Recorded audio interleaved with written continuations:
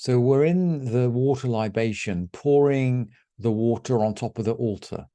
This is the time that the world is judged for water. So we're going to pour it on the altar.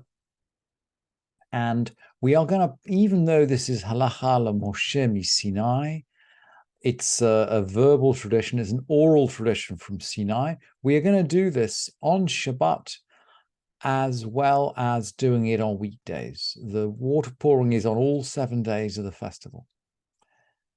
So the Mishnah goes on to explain, K'masehu b'chol kach masehu v'shabbat. We're in the 10th Mishnah of the 4th chapter. K'masehu v'chol kach masehu v'shabbat. As it was done on weekdays, so it was done on Shabbat. Except that, Ela she, but, Hayam amalem erev Shabbat chavit shel zahav she'einam kudeshet min hashiloach umanicha balishka. Except that they would prepare the water on erev Shabbat. So if for the water pouring on Shabbat, they'd prepare the water the previous day. And as the Mishnah explains, except that on the eve of Shabbat, he would fill a non-sanctified golden barrel from the shiloach and place it in the chamber. Why a non-sanctified barrel? There is an anxiety that if the water is left uncovered, it becomes unfit. We learned, by the way, in the Mishnah of Yoma, which I brought on the source sheet before. Remember, in the Mishnah of Yoma, Ben Kassin made these 12 spigots for the laver, for the 12 priests to be able to wash their hands all at once. But he also made some kind of mechanism for the laver, for the water in the Beit Midrash, so that it could lower itself down into the source. It should be able to lower itself into the basically it would have been the shiloach actually. It lowers itself back into the stream overnight, so you don't have standing water overnight, because the halacha is that standing water overnight in the temple becomes unfit, and we wouldn't want to take a sanctified temple vessel and run the risk of storing in it water which might become unfit.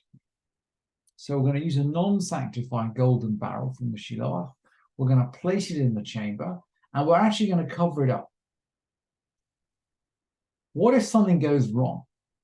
Nishpacha or nitgalta, if it was poured away or if it was uncovered. So if it's poured away, we don't have it anymore. If it's uncovered, well, it can't be used on the altar. We got a problem. He'd fill it from the laver, from the water that the priest would use to wash their hands. And then the Mishnah then gives the rationale, because we have a halacha that wine or water which has become uncovered is invalid for the altar. That's the close of chapter 4 of the Mishnah. The water pouring is the same on Shabbat as it is on the rest of the days of the week, but we're going to find that the preparations for the water pouring are a little different. Let's keep going. Chalil Chamisha Veshisha. The flute was for 5 or 6 days. And we asked before, what does this flute look like? Is it like a modern flute? And I think we speculated that it might be more like a recorder. I was trying to find some old pictures of flutes, and this is the closest I could get for you. It's actually 6th century. So it's after the time of the Talmud, but not that much after the time of the Talmud. It's a mosaic found from a monastery in Beit Shan. So it's from the land of Israel. It's from Beit Shan, which we know is an area where the rabbis used to hang out. And there are a lot of Jewish mosaics actually from that period. But I couldn't find a flute player in a Jewish mosaic, but here's one from a monastery. You can see it looks very much like the kind of recorders that we have today. But the flute's only for 5 or 6 days, because it did not override Shabbat, and it didn't override Yom Tov. Zehu hechalil shevet hashoevar She'ena dochelo et Shabbat, velo et Yom Tov. This is the flute of Beit HaShoeva. So the 5th chapter of Sukkah is actually going to talk about, not about the water pouring on the altar, but about the celebrations related to the water pouring on the altar.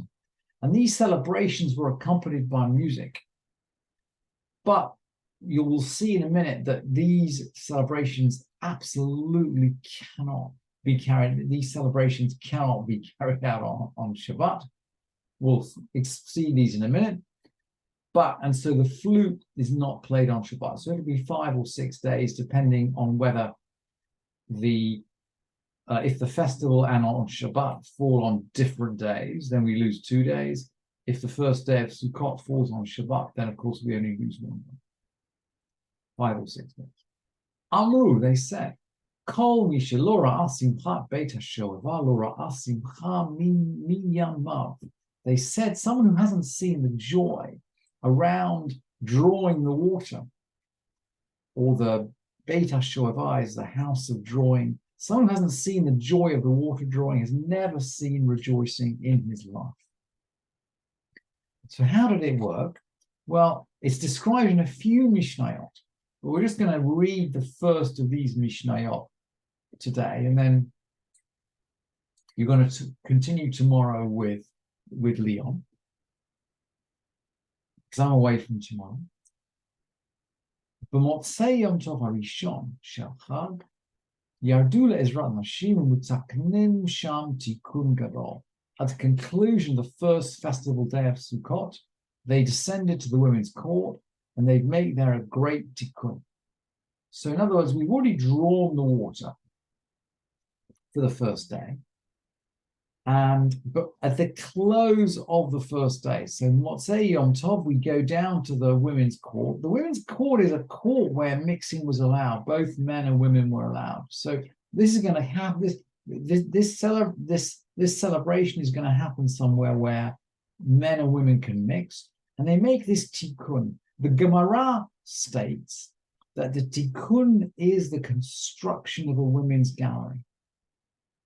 That it seems that usually women and men would mix in the outer court of the temple, and the rabbis don't seem to object to that. But this is an occasion where if everything seems to go a bit wild, it's going to go a bit wild on this celebration.